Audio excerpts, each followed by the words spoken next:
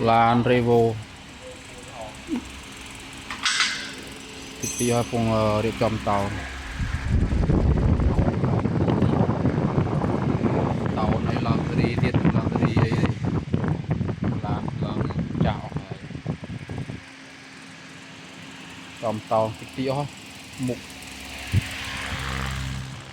mưa sương tích mục khăn bồ ấy tụ oi